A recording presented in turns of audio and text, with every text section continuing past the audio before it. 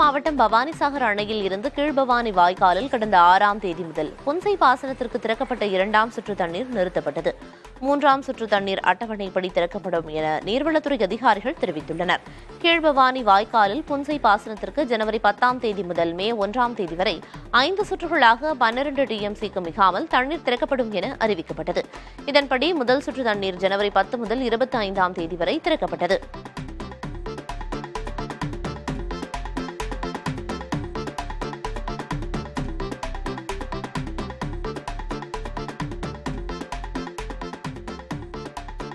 மாசி மாத தேய்பிறை அஷ்டமியை முன்னிட்டு திருநள்ளாற்றில் உள்ள உலக பிரசித்தி பெற்ற சனீஸ்வர பகவான் கோயிலில் சிறப்பு பூஜைகள் நடத்தப்பட்டன. பைரவருக்கு மஞ்சள், பால், தயிர், சந்தனம் போன்ற பல்வேறு திரவிய பொருட்களால் சிறப்பு அபிஷேகம் நடைபெற்றது. தொடர்ந்து பலவண்ண மலர்களால் அலங்கரிக்கப்பட்டு பைரவருக்கு சகஸ்ரநாம அர்ச்சனையும் மகா தீபாராதனையும் நடைபெற்றது. இதில் ஏராளமான பக்தர்கள் பங்கேற்று பைரவரை தரிசனம் செய்தனர். ராஜாய நமஹ ஸ்தாய தீமஹி தன்னோ பைரவ பிரச்சோதயாத். தென்காசி மாவட்டம் கரிவலம் பகுதியில் பயிரிடப்பட்ட நித்திய கல்யாணி பூக்கள் தற்போது பூத்து குலுங்குகின்றன. அழகு சாதன பொருட்கள் தயாரிக்க பயன்படுத்தப்படும் நித்திய கல்யாணி பூ பல்வேறு நோய்களை குணப்படுத்துவதற்காகவும் பயன்படுத்தப்படுகிறது. இதனால் ஏராளமான விவசாயிகள் நித்திய கல்யாணி பூ சாகுபடியில் ஈடுபட்டுள்ளனர். தற்போது பூத்து குலுங்கும் இந்த பூக்கள் கண்களுக்கு விருந்தாக அமைந்துள்ளன.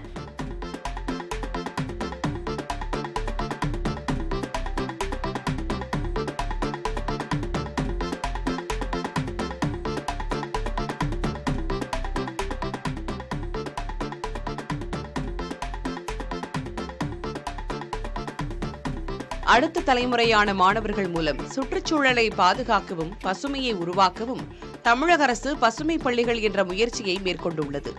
அதன்படி கரூரில் 3 பள்ளிகள் இந்த பசுமை திட்டத்தின் கீழ் தேர்வு செய்யப்பட்டு தலா 20 லட்சம் ரூபாய் நிதி உதவி வழங்கப்பட்டிருக்கிறது.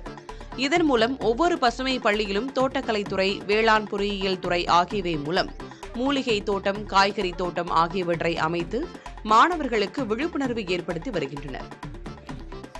ஒரு 50 மாணவர்களை பசுமை பள்ளி திட்டத்தில் தேசிய பசுமை படையிலிருந்து ஏற்படுத்தியிருக்கிறோம். முக்கியமான நோக்கம் என்னன்னா, இந்த மாணவர்களை பசுமை திட்டத்தில் விழிப்புணர்வை உருவாக்குறது தான் முக்கியமான நோக்கம். மாணவர்களுக்கு தொழில் முனைவராக இந்த பள்ளி பருவத்திலே உருவாக்கணும் அப்படிங்கிற ஒரு அரிய ஒரு செயல்பாடை மக்கள் மத்தியில், மாணவர்கள் மத்தியில் கொண்டு செல்லணும் அப்படிங்கிறதுக்காக தான் இந்த பசுமை பள்ளி திட்டம் மிக சிறப்பாக இருக்கு. இதற்காக தமிழ்நாடு அரசுக்கும் நன்றியை தெரிவித்துக் கொள்கிறேன். தோட்டக்கலைத்துறை மூலமாகவும் அக்ரி இன்ஜினியரிங் சொல்லக்கூடிய வேளாண் பொறியியல் துறை மற்றும் இந்த ஸ்கூல் துறையோட இந்த பள்ளித்துறையோட சேர்ந்து 3 துறையும் சேர்ந்து செயல்படுத்திட்டு வராங்க. அதுல தோட்டக்கலைத்துறைக்கு 2.5 லட்சம் ரூபாய் நம்ம சாங்ஷன் பண்ணிருக்காங்க. இதுல நம்ம என்ன செய்ய போறோம்னா, மாணவர்களுக்கு விழிப்புணர்வு ஏற்படுத்துவதற்கு மூலிகை தோட்டம் ஒன்றும், காய்கறி தோட்டம் ஒன்றும் 22 சென்டில் அமைக்க உள்ளது. செங்கை புத்தக திருவிழா 2025 என்ற பெயரில் செங்கல்பட்டில் 6வது புத்தக கண்காட்சி தொடங்கியுள்ளது. தமிழ்நாடு அறிவியல் இயக்கம், செங்கை பாரதியார் மன்றத்தோடு இணைந்து செங்கல்பட்டு மாவட்ட நிர்வாகம் இந்த புத்தக திருவிழாவை ஏற்பாடு செய்துள்ளது. செங்கல்பட்டு CSI அலிசன் மேல்நிலைப் பள்ளியில் மாமல்லபுரம் சிற்பங்களின் வடிவில் புத்தக திருவிழாவின் முகப்பு வடிவமைக்கப்பட்டிருக்கிறது. தொழில்துறை அமைச்சர் தாமு அன்பரசன் புத்தக திருவிழாவை தொடங்கி வைத்தார். வரும் 28ஆம் தேதி வரை நடைபெறும் புத்தக திருவிழாவில் 60 அரங்குகள் அமைக்கப்பட்டுள்ளன. கலை, கலாச்சாரம், அறிவியல் உள்ளிட்ட தலைப்புகளில் ஆயிரக்கணக்கான புத்தகங்கள் காட்சிக்கு வைக்கப்பட்டுள்ளன. நாள்தோறும் மாலையில் பல்வேறு கலை நிகழ்ச்சிகளும் நடத்தப்பட உள்ளன.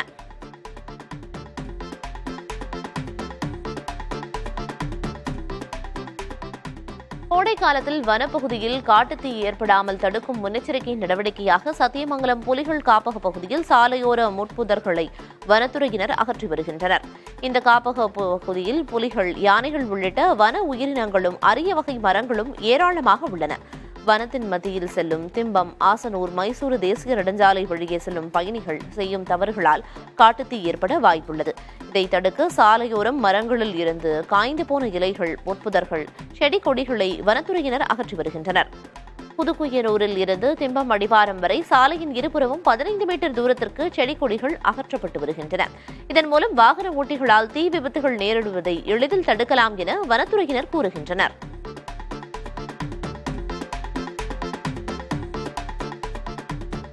கிருஷ்ணகிரி அருகே தூக்கிட்டு உயிரை மாய்த்து கொண்ட புலி வியாபாரி ஒருவர் தனது முடிவுக்கு திமுக நிர்வாகி ஒருவரே காரணம் என கடிதம் எழுதி வைத்திருந்தது குறித்து காவல்துறையினர் விசாரித்து வருகின்றனர். ராயக்கோட்டை ரஹமத் காலனியைச் சேர்ந்த புலி வியாபாரி கிருஷ்ணனின் உடல் அவரது வீட்டில் தூக்கிட்ட நிலையில் மீட்கப்பட்டது. அவரது ஆடையில் கிருஷ்ணன் கைப்பட எழுதிய கடிதம் கிடைத்தது. அதில் தனது உயிரிழப்பிற்கு திமுக ஒன்றிய செயலாளர் சின்ராஜ் தான் காரணம் என்று எழுதப்பட்டிருந்தது.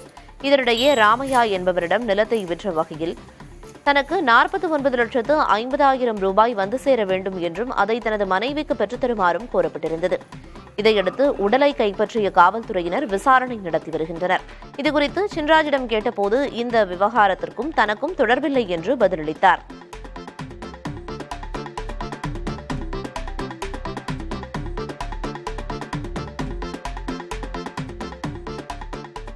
காதல் திருமணம் செய்த பெண்ணுக்கு சொத்தெழுதி தருவதாக மாப்பிள்ளை தரப்பு பத்திரத்தில் கையெழுத்திட்ட சம்பவம் ஓமலூர் காவல் நிலையத்தில் நடந்தது.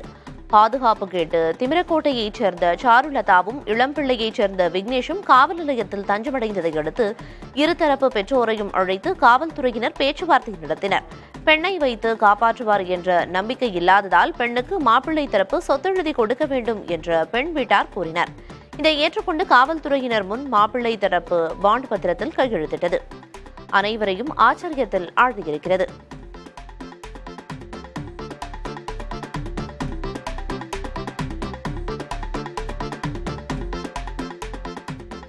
தேனி மாவட்டம் போடிநாயக்கனூர் அருகே சார்பு ஆய்வாளர் என கூறி 3 லட்சம் ரூபாய் மோசடியில் ஈடுபட்டதாக 2 பேர் கைது செய்யப்பட்டனர். லட்சுமி நாயக்கன்பட்டியைச் சேர்ந்த வித்யா, திண்டுக்கல்லைச் சேர்ந்த பரமேஸ்வரி மற்றும் குப்பிநாயக்கன்பட்டியைச் சேர்ந்த ராஜதுரை ஆகியோர் 3 லட்சம் ரூபாய் கடனாக பெற்று மோசடி செய்ததாக மாவட்ட காவல் கண்காணிப்பாளரிடம் புகார் அளித்தார். கொடைக்கானலில் தலைமறைவாக இருந்த இருவரையும் காவல்துறையினர் கைது செய்தனர். ராஜதுரை காவல்துறையினரின் சீருடை அணிந்து ஏற்கனவே மோசடிகளில் ஈடுபட்டவர் என காவல்துறை தெரிவித்துள்ளது.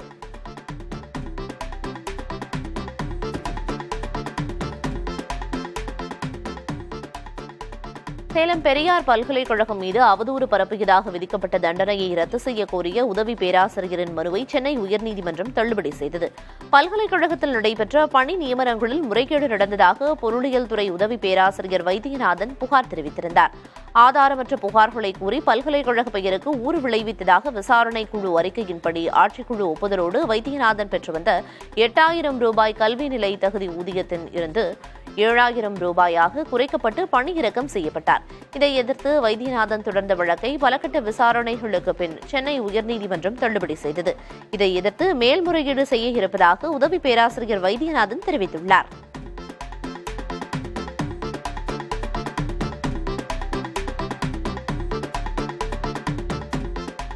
ஈரோட்டில் 16 வயது சிறுமியின் புகைப்படத்தை தவறாக சித்தரித்து இணையத்தில் பதிவிட்ட இளைஞரை காவல்துறையினர் கைது செய்தனர். அவர் மீது போக்சோ உள்ளிட்ட 3 பிரிவுகளின் கீழ் வழக்கு பதிவு செய்யப்பட்டுள்ளது. ஈரோட்டைச் சேர்ந்த சிறுமி ஒருவர் தனது புகைப்படத்தை யாரோ தவறாக சித்தரித்து இணையத்தில் பதிவேற்றியிருப்பதாக காவல் நிலையத்தில் புகார் அளித்தார். அதன் அடிப்படையில் நடத்திய விசாரணையில் கோவையில் தனியார் நிறுவனத்தில் பணியாற்றும் சுரேந்தர் என்ற இளைஞரை காவல்துறையினர் கைது செய்துள்ளனர்.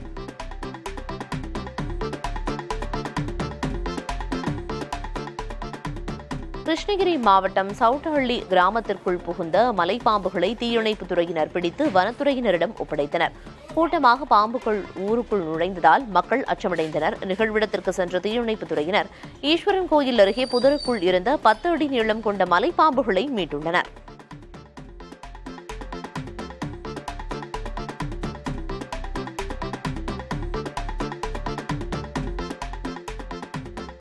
நெல்லை வண்ணார்பேட்டையில் தனியார் பேருந்துகளுக்காக காத்திருக்கும் பயணிகள் அமர இருக்கைக்கு 10 ரூபாய் கட்டணம் வசூல் செய்த விவகாரத்தில் மாநகராட்சி அதிகாரிகள் நடவடிக்கை எடுத்துள்ளனர். தனியார் பேருந்து நிறுத்தும் பகுதியில் இருந்த நாற்காலிகளை மாநகராட்சி அதிகாரிகள் அப்புறப்படுத்தியுள்ளனர்.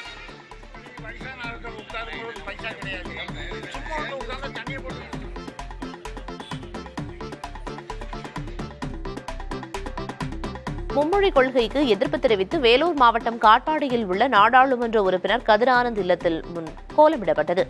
திமுகவின் பொதுச் செயலாளரும் நீர்வளத்துறை அமைச்சருமான துரைமுருகனின் மகன் இல்லத்தில் தமிழ் வாழ்க, ஹிந்தி ஒழிக என்ற கோலம் வரையப்பட்டிருந்தது. இதேபோல் காட்பாடி திமுக நிர்வாகிகள் மற்றும் தொண்டர்கள் இல்லங்களிலும் ஹிந்தி எதிர்ப்பு வாசகங்கள் அடங்கிய கோலங்கள் இடப்பட்டிருந்தன.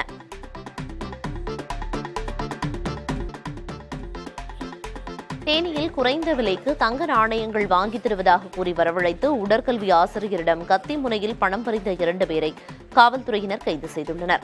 முத்துதேவன்பட்டியைச் சேர்ந்த உடற்கல்வி ஆசிரியரான ராமகிருஷ்ணன் என்பவரிடம் அவரது நண்பரான சுந்தரேசன் தங்க நாணயங்களை குறைந்த விலைக்கு வாங்கித் தருவதாக கூறியுள்ளார். இதற்கு ராமகிருஷ்ணனை காரில் அழைத்துச் சென்று கத்தியை காட்டி மிரட்டி சுமார் 7.5 லட்சம் ரூபாயை பறித்துக் கொண்டு தப்பி ஓடியுள்ளார். இது தொடர்பாக ராமகிருஷ்ணன் அளித்த புகாரின் அடிப்படையில் சுந்தரேசன் உட்பட 2 பேர் கைது செய்யப்பட்டுள்ளனர். தலைமறைவாகியுள்ள 4 பேரை தேடி வருகின்றனர்.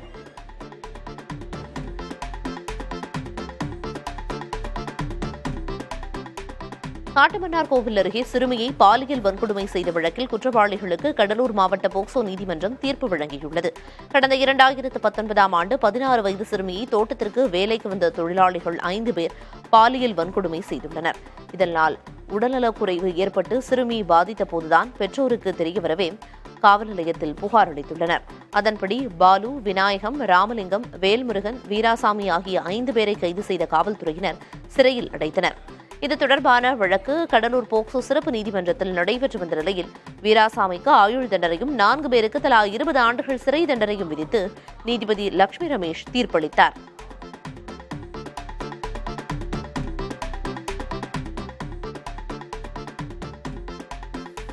தூத்துக்குடி மாவட்டம் சாத்தான்குளத்தில் உள்ள அட்டை தயாரிக்கும் நிறுவனத்தில் பயங்கர தீ விபத்து ஏற்பட்டது. மணிநகர் பகுதியில் துரைப்பாண்டி என்பவர் நடத்தி வரும் நிறுவனத்தில் இந்த தீ விபத்து ஏற்பட்டுள்ளது. மளமளவென பரவிய தீ காரணமாக அப்பகுதி முழுவதும் புகைமூட்டத்துடன் காணப்பட்டது. நிகழ்விடத்திற்கு சென்ற தீயணைப்புத் துறையினர் சுமார் 3 மணி நேரம் போராடி தீயை கட்டுப்படுத்தினர். இருப்பினும் அங்கிருந்த 15 லட்சம் ரூபாய் மதிப்பிலான அட்டைகள் எரிந்து நாசமாகின.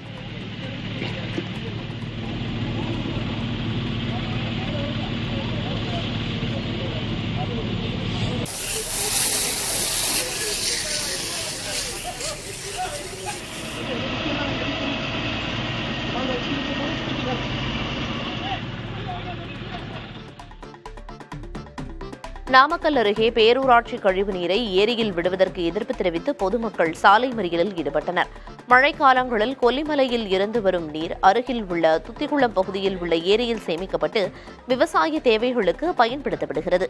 இந்நிலையில் காளப்பநாயக்கன்பட்டி பேரூராட்சியில் இருந்து வெளியேறும் கழிவுநீரை துத்திக்குளம் ஏரியில் விட ராட்சத குழாய் அமைக்கும் பணி நடைபெற்றது. இதனை கண்டித்து பொதுமக்கள் சாலை மறியலில் ஈடுபட்டனர். கழிவுநீரை ஏரியில் விடமாட்டோம் என எழுத்துப்பூர்வமாக அதிகாரிகள் உறுதியளித்ததால் போராட்டம் கைவிடப்பட்டது.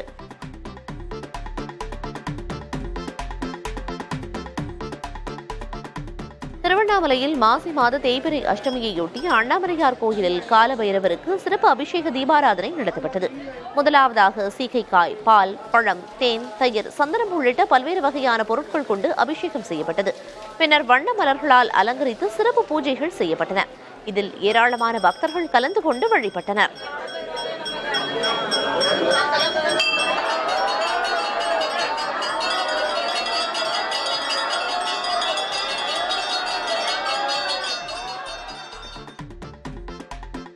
நாகர்கோவிலில் இருந்து கேரளாவிற்கு சுற்றுலா சென்ற பேருந்து கவிழ்ந்து விபத்துக்குள்ளாகி உயிரிழந்த 3 மாணவர்களின் உடல் உறவினர்களிடம் ஒப்படைக்கப்பட்டது.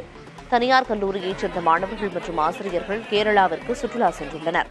மூணாறு மலைப்பகுதிக்கு அருகே இவர்கள் சென்ற பேருந்து கவிழ்ந்து விபத்துக்குள்ளானது.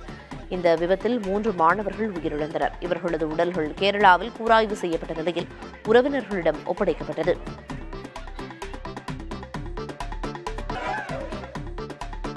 கிருஷ்ணகிரி அருகே பன்றிகளை ஏற்றி வந்த வாகனம் கவிழ்ந்த விபத்தில் ஒருவர் காயமடைந்தார். 10 பன்றிகள் காயமடைந்தன. சூளகிரியில் இருந்து 30க்கும் மேற்பட்ட பன்றிகளை ஏற்றிக்கொண்டு சேலம் நோக்கி சரக்கு வாகனம் சென்றது. அப்போது வாகனத்தின் டயர் வெடித்து வாகனம் பக்கவாட்டில் கவிழ்ந்து விபத்து ஏற்பட்டது. இதனால் அப்பகுதியில் போக்குவரத்து நெரிசல் ஏற்பட்டது. புதுக்கோட்டையில் கனிம வெள்ள கொள்ளைக்கு எதிராக போராடிய சமூக செயற்பாட்டாளர் ஜகபர் அலி கொலை வழக்கில் கைதான 5 பேருக்கு மேலும் 15 நாட்கள் நீதிமன்ற காவல் நீட்டிக்கப்பட்டுள்ளது. கடந்த 17ஆம் தேதி ஜகபர் அலியை லாரி ஏற்றி கொலை செய்துள்ளனர். இந்த வழக்கில் கல்குவாரி உரிமையாளர் உட்பட 5 பேர் கைது செய்யப்பட்டனர். வழக்கை சிபிசிஐடி விசாரித்து வரும் நிலையில் 5 பேருக்கு நீதிமன்ற காவல் நீட்டிக்கப்பட்டுள்ளது.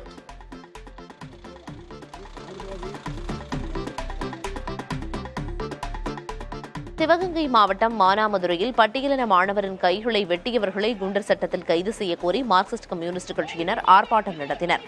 மேலப்படாவூர் கிராமத்தைச் சேர்ந்த மாணவர் ஐயாசாமி புல்லட் வாகனத்தில் சென்றதற்காக அதே கிராமத்தைச் சேர்ந்த 3 பேர் 2 கைகளையும் வெட்டியதாக கூறப்படுகிறது. இது தொடர்பாக வினோத், ஆதி ஈஸ்வரன், வல்லரசு ஆகியோரை வன்கொடுமை தடுப்புச் சட்டத்தின் கீழ் காவல்துறையினர் கைது செய்தனர்.